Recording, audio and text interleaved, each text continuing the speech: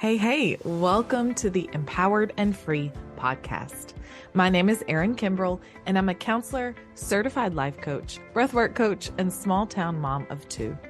I know firsthand what it feels like to live with high functioning anxiety. For most of my life, I had so much mental mess, anxiety, people pleasing, perfectionism, overthinking, constant worrying, and never feeling good enough.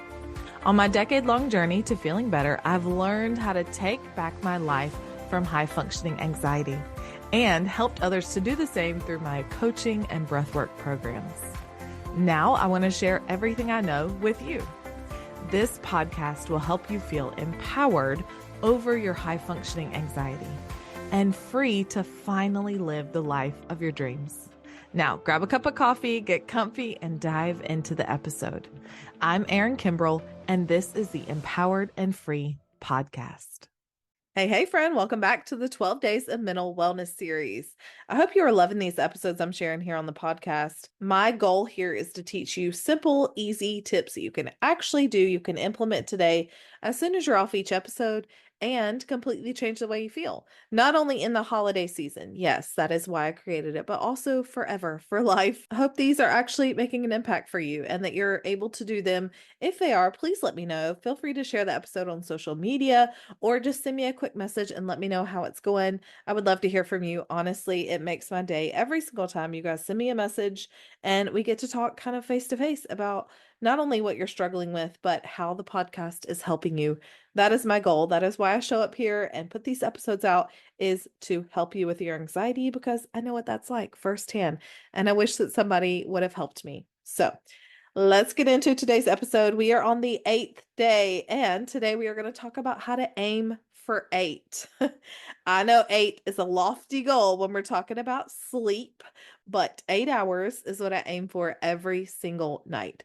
We're going to talk a little bit about the why we need to get more sleep, and how deeper or better sleep can actually help bring down our anxiety. So we're going to talk a little bit about the why, and then I'm going to give you a few tips to help you if you have a brain that does not turn off easily like mine. We're going to talk about what you could start doing to help. Okay, so let's get into it. We know that sleep is important. People talk about that, but why? I'm a person that likes to know why. Like, I don't want to just hear somebody tell me this is important. Okay, but why? What's the reason behind it? And I'm here to explain it to you. Okay. Anxiety gets worse when we have little sleep. Now, I know, of course, I titled this episode Aim for 8. 8 is my personal goal, 8 hours of sleep every night, but everybody's sleep amounts are different. People are in different stages of life. People have different sleep chronotypes. If you want me to talk a little bit more about that, that was such like an eye-opening moment for me to learn about sleep chronotypes. I would love to talk more about that, but sleep is something I'm a little bit passionate about because I love a lot of sleep. If I could get 9 or 10 hours a day, I would probably be able to rule the world. But that's not realistic, not only in this season of life I'm in, but with a full-time job and kids and a house and all the million things on our to-do list. It's not the time for me to be getting that much sleep. So I feel really, really good if I get 8. In total honesty, transparency, I'm not getting 8 every night. A lot of times it's more at like 6 or 7. And I really hit the struggle bus when we're in like the 5 o'clock. So if it's a weekend and I can add in a nap, that is what I'm doing. But I feel like a queen when I get 8 hours of sleep. All right, so let's talk a little bit about the research behind it. This statistic was crazy to me. There was a recent study at UC Berkeley that said a sleepless night can trigger up to a 30% rise in anxiety levels. 30% is a lot. So we know that anxiety gets worse when we sleep less. Here's a little bit of sciencey behind it, right? When we're in a deep sleep, the non-REM sleep, our brain is literally rewiring. It is reorganizing our brain connections to bring down a level of anxiety. And the way they explained it is that without sleep, it's like the brain is too heavy on the emotional accelerator pedal without any break. So just imagine that. And maybe you felt that before. You have a day where you didn't get enough sleep and you just feel like your emotions are whack. They are all over the place. Your anxiety has spiked. I know this absolutely is the case for me. This is the case for so many people that I work with. This is why sleep is so important and one of the big things we talk about when we're talking about our self-care. So deep sleep can restore your prefrontal mechanism in your brain. This is a part of our brain that regulates our emotions, that lowers our reactivity. So that could be like emotional volatility or even reactivity in the body. So kind of those peaks, those highs and lows, you keep a little bit more stable when you've gotten better sleep. And then of course, it helps us to not escalate our anxiety as high. I thought it was pretty cool to read that study and see the actual science behind something that I really feel. I just talked a little bit about emotions and regulation. So when we sleep better, we can stay calmer. We react a little less to a situation that might have really stressed us out or made us really upset. We're able to stay a little bit more even keel, which is really good. Okay. Also, we have a better mood when we get better sleep. So you feel maybe a little bit happier. Your temperament is a little bit better. You kind of have that glass half full view of the world. And that is the view I like to keep. I've noticed on nights when I don't get enough sleep, when I get into that 5, 6, hours of sleep, I just feel like negative. I feel grumpy. I feel like stuff doesn't matter to me as much. And I'm just not really my best self. And I don't like that. So I really focus to get a lot of sleep. The last thing I'll say about the why behind why we want to get enough sleep. When we get whatever enough sleep is for you, our body sends less cortisol, that stress hormone, throughout our body. So we actually bring down the level of stress hormones in our body. And who doesn't want that? If you know, I feel like cortisol is such a hot topic right now on Instagram, or maybe that's what I see because hormones have been a big focus for me a lot lately. But cortisol and too much cortisol or unregulated cortisol, or even the fluctuation where we kind of have low cortisol in the morning, a ton of cortisol at night. These things are not helpful for anxiety. Okay.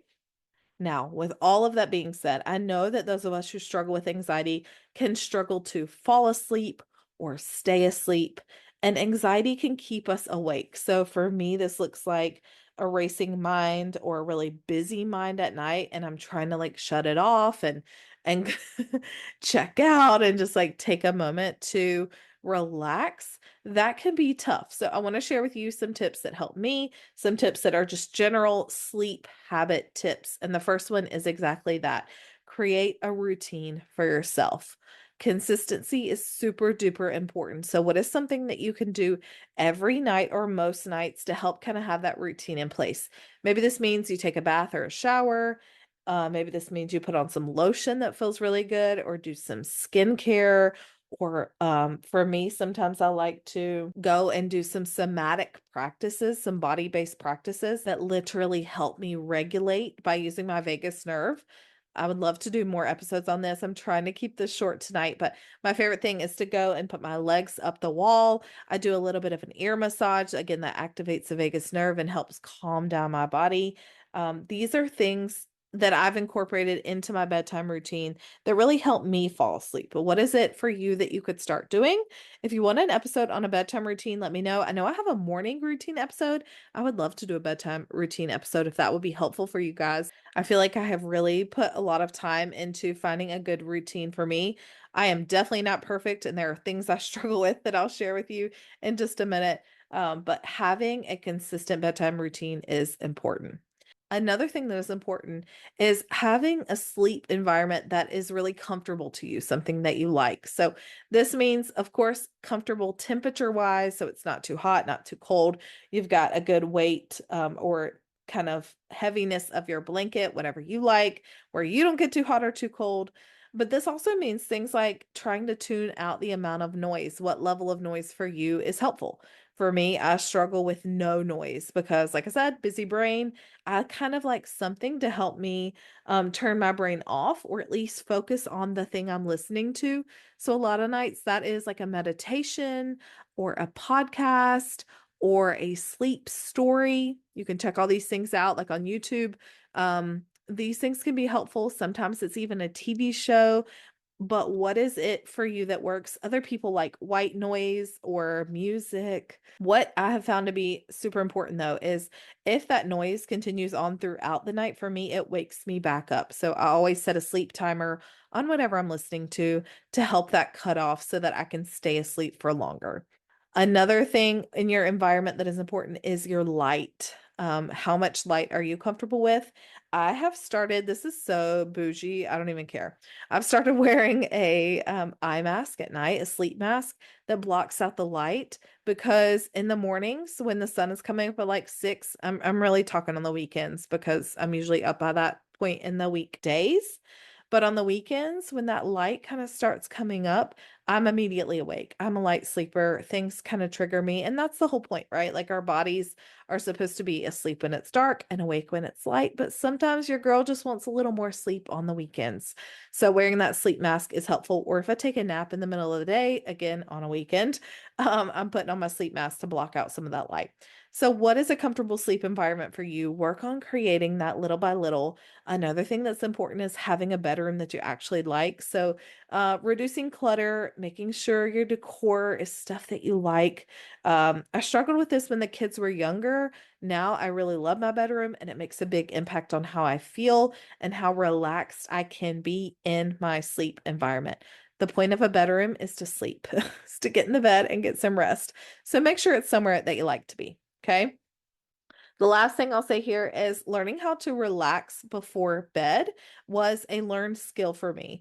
When we're running a million miles a minute and we're trying to get everything done on that to-do list, it can be something where we crash in the bed and then we grab our phone and we're distracted and we're just trying to take a few minutes for ourselves to like decompress for the day.